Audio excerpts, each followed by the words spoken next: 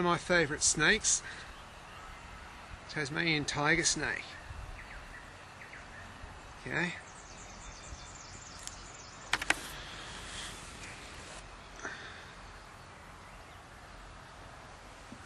It's one of the most venomous snakes in the world. But you have to agree, also one of the prettiest, eh? Isn't that a beautiful animal? This one here, I first got this one here as an adult in 1993.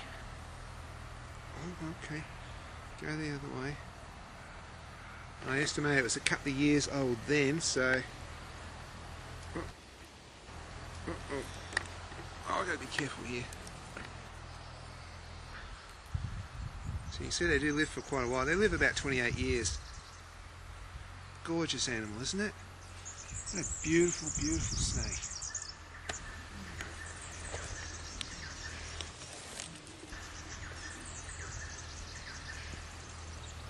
This is probably about the fourth tiger snake I ever had when I used to collect snakes once upon a time.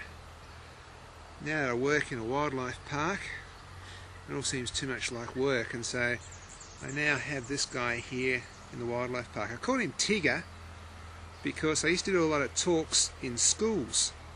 I used to name my tiger snakes after Disney characters, like Tigger and Black Beauty and things like that, just to make them sound a little bit more kid-friendly. Come over here. Oh, you're a beautiful snake. There you go. I think very placid, very nice.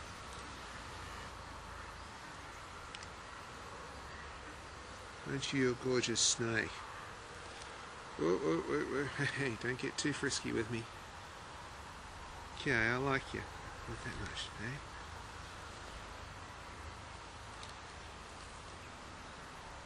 Oh, he's just looking around, not even in that bad mood, eh? You're just looking about, aren't you, mate, eh? Alright, there you go.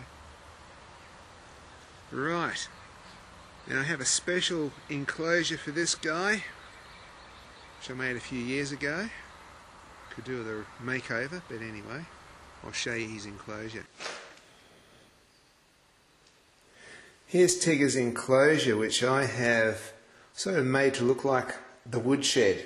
I sort of themed this so that people could identify with something. People often get snakes in their woodshed or in a barn, and so looking like a woodshed just, you know, shows that, well, where snakes hang out.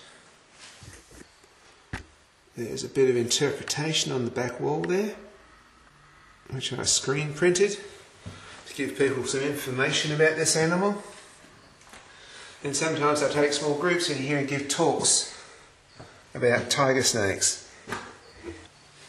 So I use Tigger here for education, and I tell people that, you know, what snakes are really after is rats and mice. They're not after us, they don't want to hurt us. The only reason they're so venomous is because they don't want to get hurt by rats. So they kill the rat very fast, and, you know, really, if I can convince people of this, what they've got, if they see this in their backyard, is a solar-powered rat catcher. And hopefully that means they'll leave the poor snake alone. So many people try and kill snakes, which is a real shame. And so this display and the way I keep this animal, which is the only tiger snake I'm keeping at the moment, is all here as part of education. I love snakes, and I hate to see them hurt. And it's just unfair that we pick on them.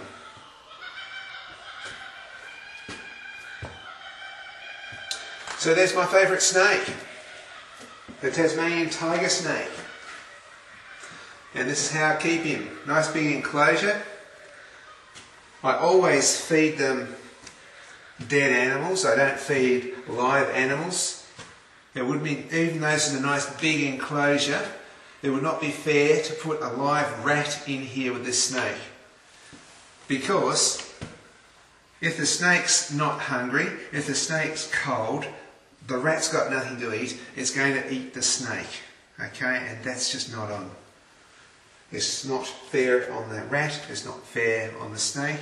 I've kept this snake since 1993, fed on dead animals. You just pull them out of the freezer, warm them up, wriggle them around. They think it's alive, snap, he's got it, and he's a healthy snake.